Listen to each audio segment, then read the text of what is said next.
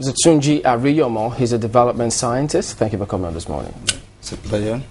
Well, interestingly, perhaps yesterday while you were getting set to come on, you didn't know that this was going to come on. Yes. But now that he's made this statement, Labour, on the other hand, says, well, now it's a sit at home. Different shades of opinion making the rounds at the moment. But what do you think, given the speech?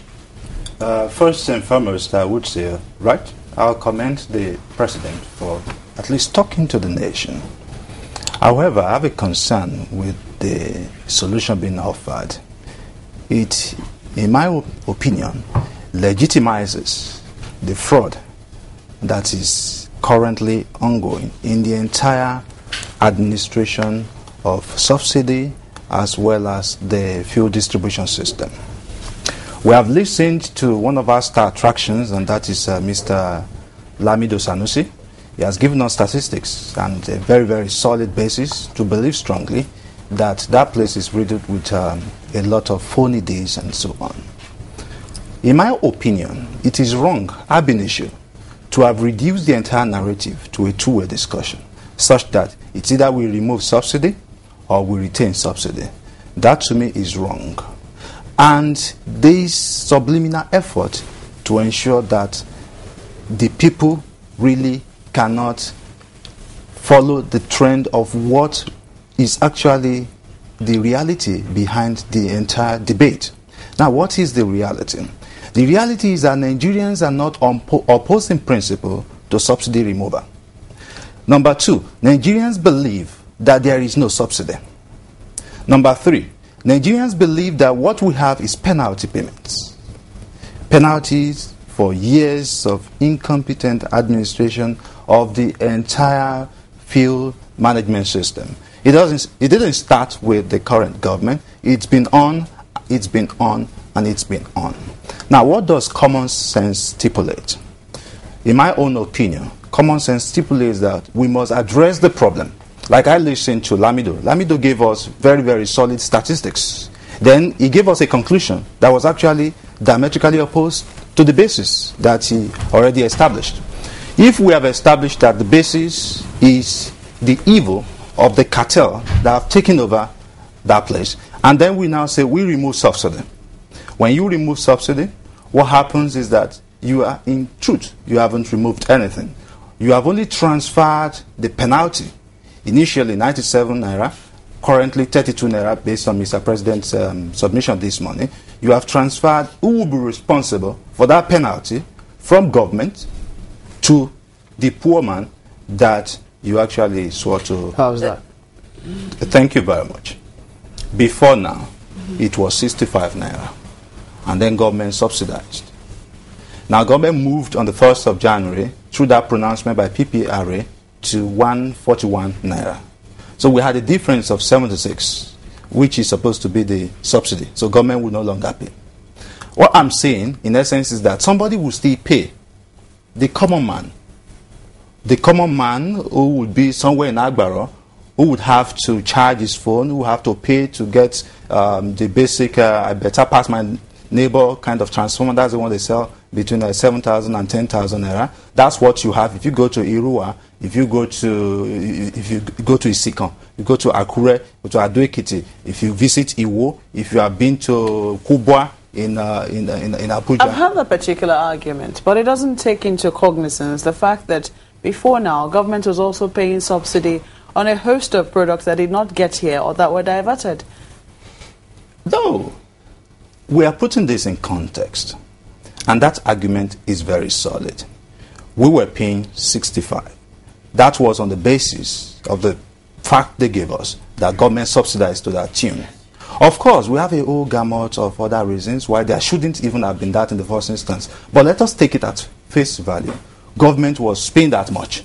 So we take it. I believe government, I have no doubt. But what I'm saying is, when you move to 141 and you stop paying, there is a difference of 76. Now, if you have come down to 97, there is a difference of 32, which amounts to 49%, 49 point something percent. Somebody is now responsible. Somebody's microeconomy is being disrupted. that person is the ordinary man on the street. Then, now I get your point. So how can we make him not to feel that pain, and how can the government actually make him not even go through all of that without even recourse to the palliatives of the government? Thank you. That is why I would love a third narrative. Because if we continue with what we have done, I agree absolutely, it's not sustainable. To pay 32 as a difference, whether it's being paid by government or by the people, is not the best.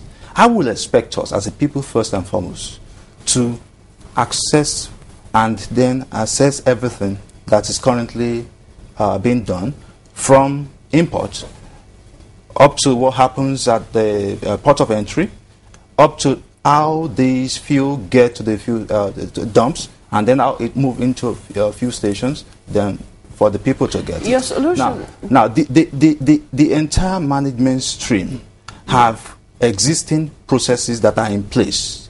These processes, I believe strongly, were breached by people who took advantage of them. I won't lie to you, perhaps 99.9% of people anywhere in the world will take advantage of processes that are not robust, that are not people-centric, anywhere in the world. It's not that Nigerians are maybe a special kind of people. The same Nigerians that we complain about here, outside this country, they do exceedingly well. They obey the rules. They are not different from those people. And the other people that we think have done so well, when they come back to our own economy, we have also heard of instances of fraudulent activities involving them. So people are just being dynamic, taking advantage of the system. They see it as an opportunity. They are taking advantage of it. Now, what we need to do is to ensure that that sort of opportunity does not exist by changing the existing process. That's the third scenario. Yes, not just the itinerary now. But No, is that the third scenario? Yes, that's a third scenario. For instance, we get fuel. The subsidy government pays gives us an advantage. It will enable us to monitor who gets fuel and where the destination of this fuel. The narrative currently is that when this come in, there are other places where these people could take the fuel to after getting even the subsidy payment. They can take it, export these things to Niger Republic, to other neighboring countries. However, if we put in place, if we change the current processes involved in fuel import, involved in fuel transfers and administration, and we ensure that it is possible for Nigerians right there in their homes to monitor when Oando filling station, somewhere in Futa in Akure, will be getting full. They already know the dates. We have a national chart. Then it becomes a little bit difficult because Oando getting fuel is getting it from somebody who's like a middleman between him and also perhaps a major distributor or a major importer. Somebody still pays at the end of the day. Yes, but the truth about this is that Nigerians only pay for what they're actually getting. Okay, now the thing is this, which is basically what I think the government was trying to do in the very first instance by, saying we're handing off subsidy payment. If you make people pay 141 naira and say nothing has really changed, the only thing that might have changed is that Nigerians only pay for what they consume, not that, the government is paying for those seen and unseen. But be that as it may, the problem with the solution that you seem to have brought up is that it doesn't take into cognizance the fact that Labour needs to call off its strike. And one of the conditions they have put forward is a total reversal to 65 naira per litre. Is that feasible for you? Thank you. Government took the decision, as far as Nigerian people are concerned, on the 1st of January this year. It was announced by the PPPRA.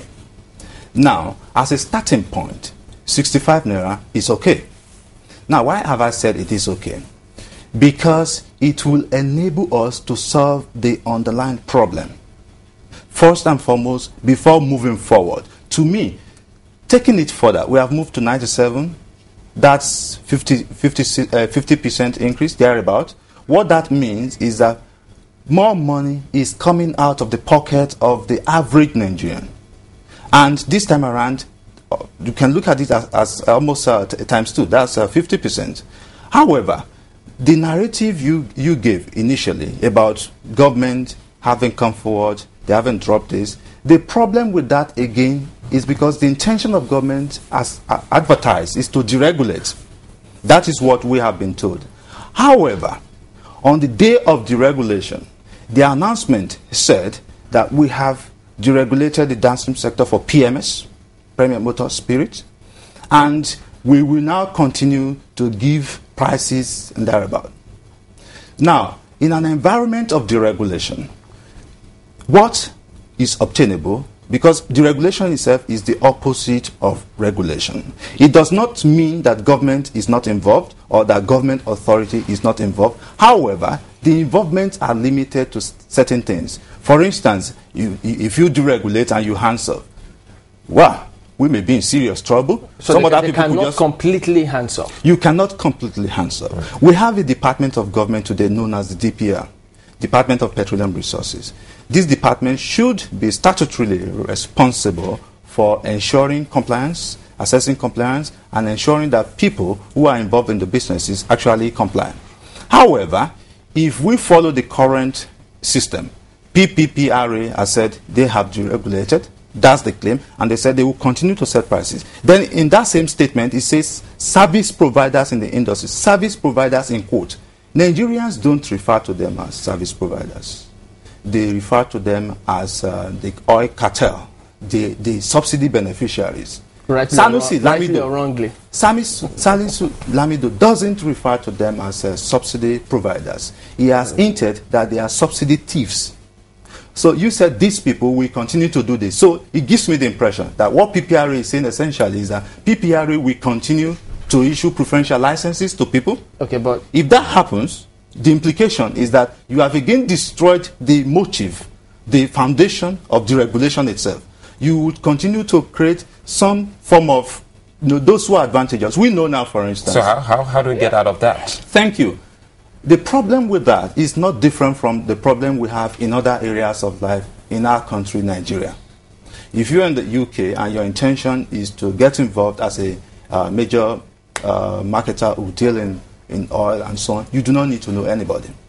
There is a checklist that you need to fulfill. Once you fulfill this, you may not even go there. Pardon me to boxing here, but it comes across as though when they say they are subsidy thieves, as it were, as though you don't have people in that business who are doing business legitimately. Of course, definitely. There are always good exceptions. Because, I mean, of course, human nature is that, I mean, if you give an inch, you take a mile, if there are loopholes there, they latch onto it. So yes. If the regulation has failed and people take advantage of it, do we blame... Real deregulation hasn't failed.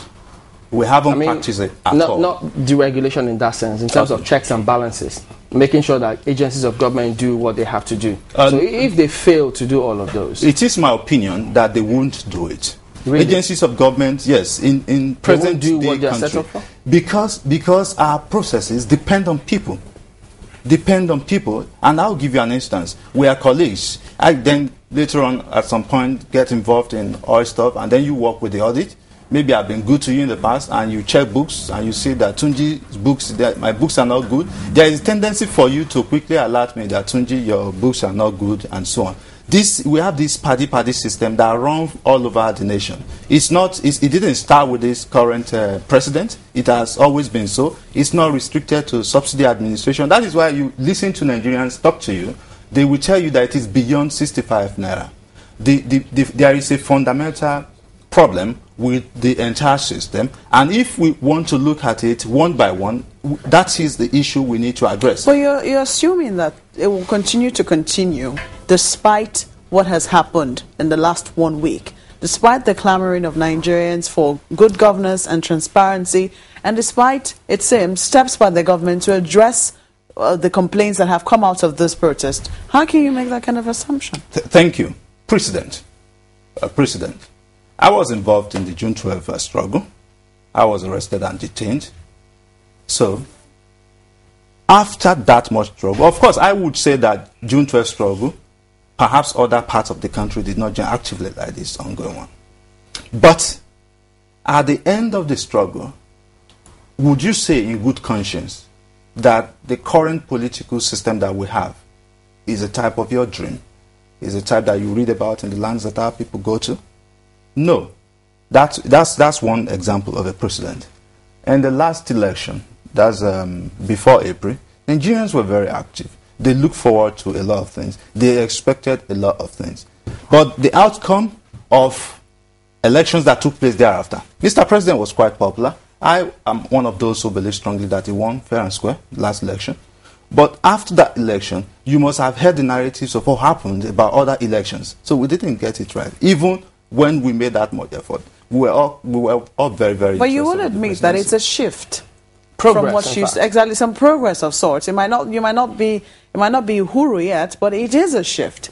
And maybe the process that we've seen in the last 1 week will provide some sort of shift, at least in the right direction. If you do not address the system that made it possible for a few Nigerians, 40, maybe less than 100, at least from the list we saw, the beneficiaries, the anointed ones.